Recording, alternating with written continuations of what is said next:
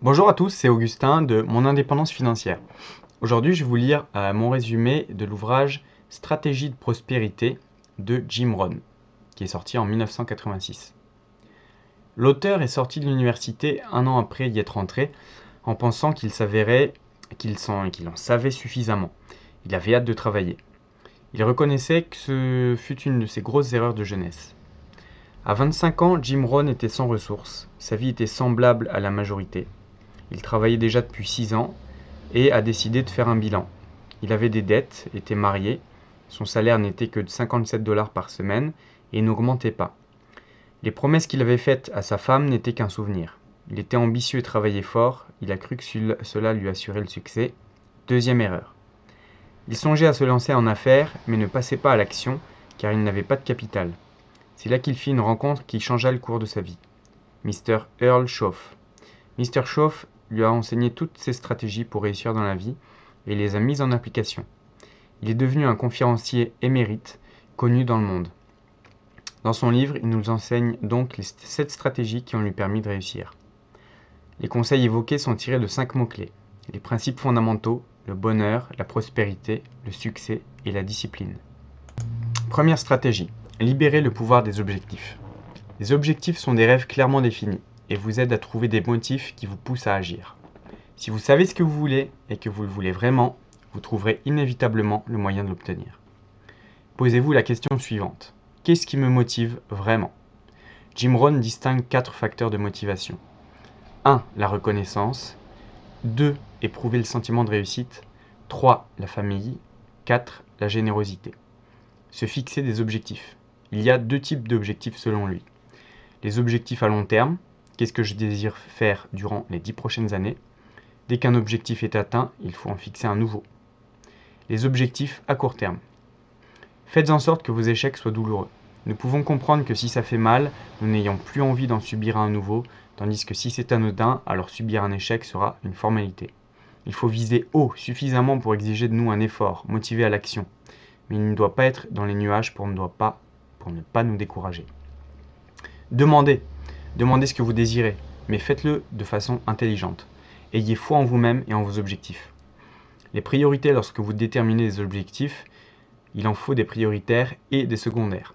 À chaque fois que vous vous posez un objectif, demandez-vous, est-ce un objectif majeur ou mineur, afin de bien identifier la priorité de cet objectif.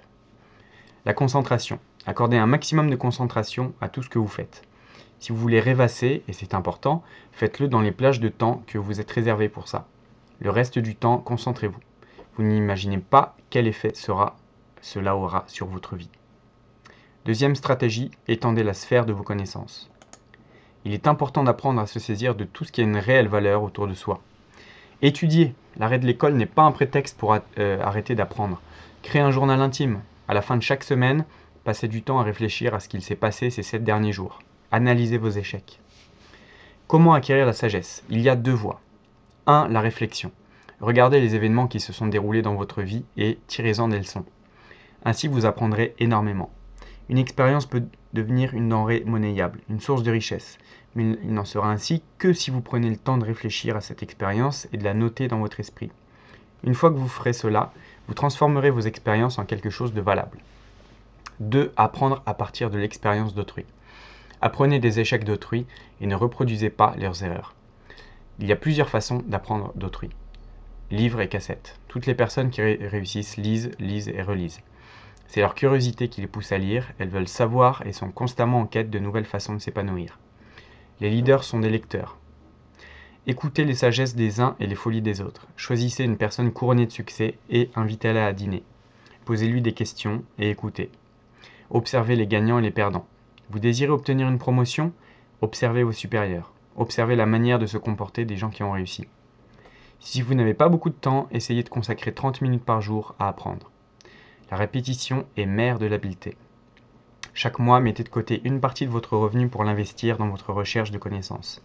Utilisez cet argent dans le but de cultiver le géant qui dort en vous. Troisième stratégie, apprendre à changer.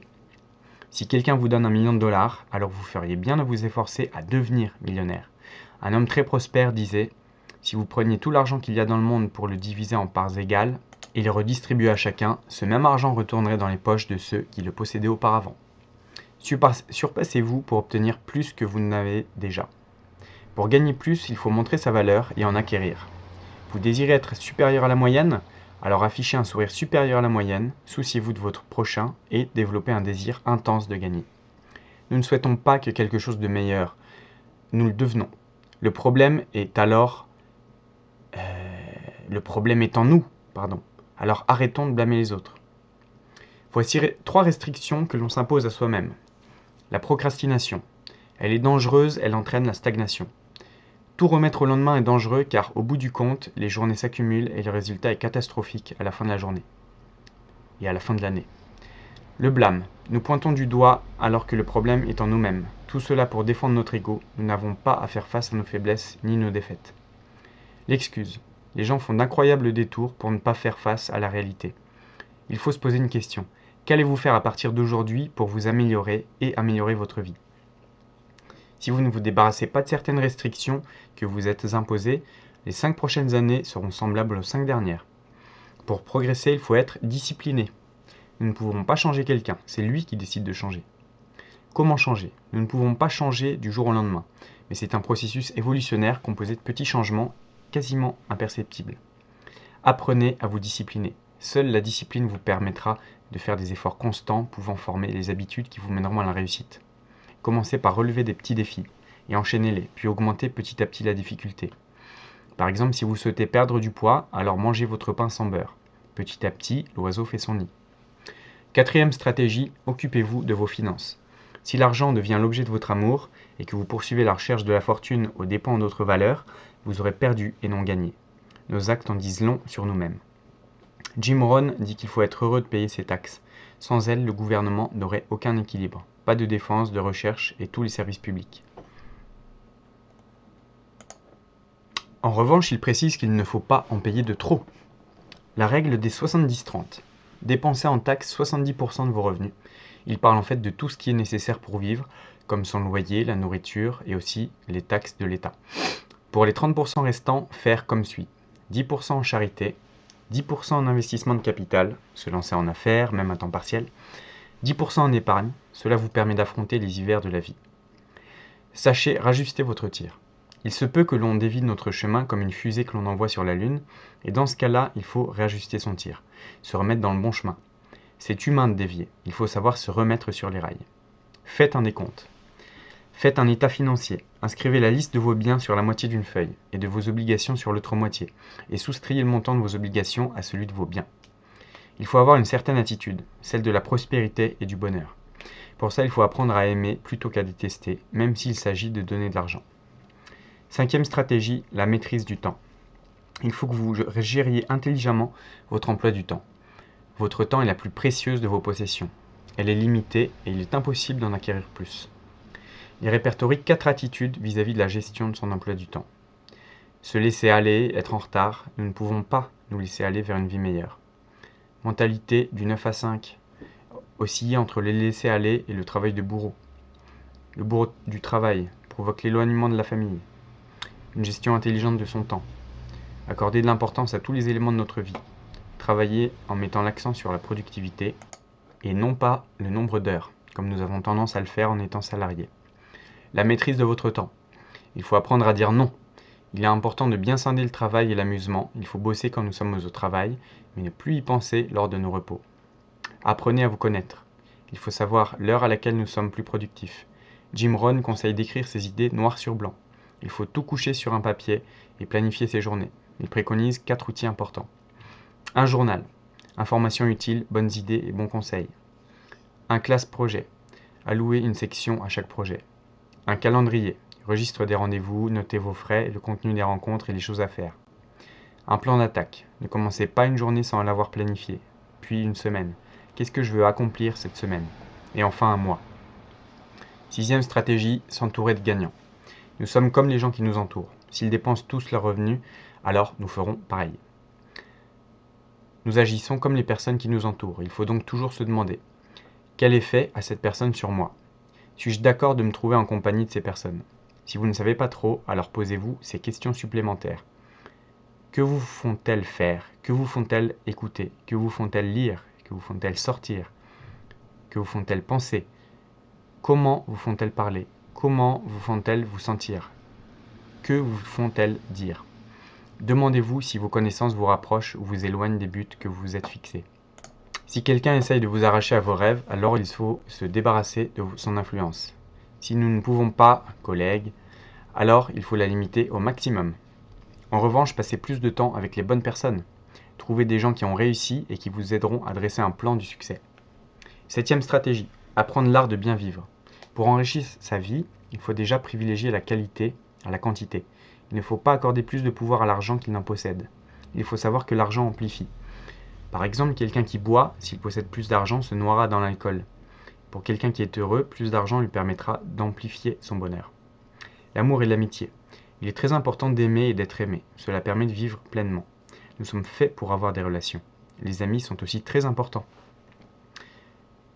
Les forces les plus puissantes qui sont en nous sont les émotions. Voici les 5 principales. 1. Le dégoût. Il peut changer une vie s'il est bien orienté.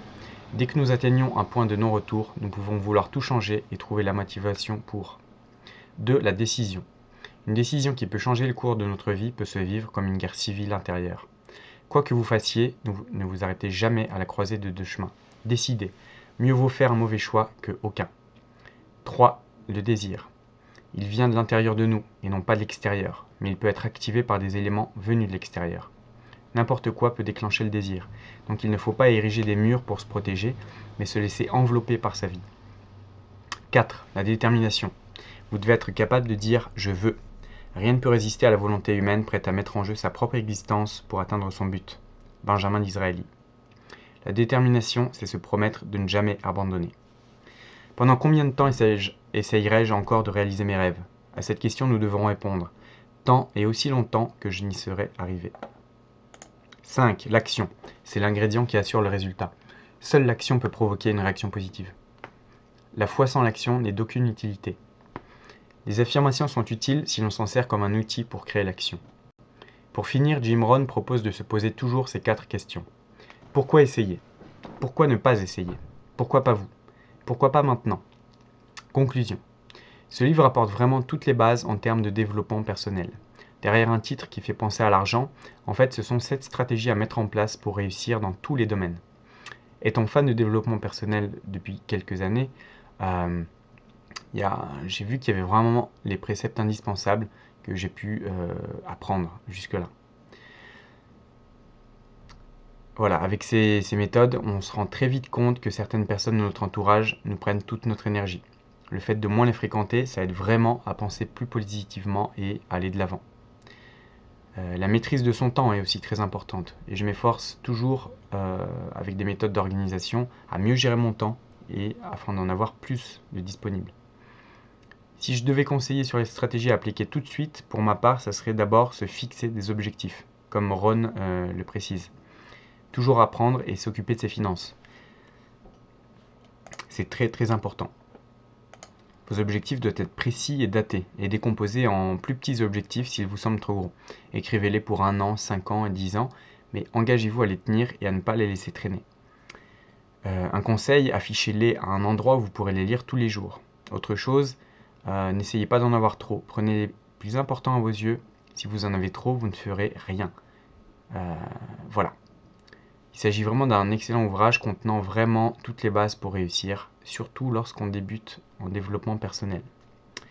Voilà, j'espère que ce résumé vous aura plu.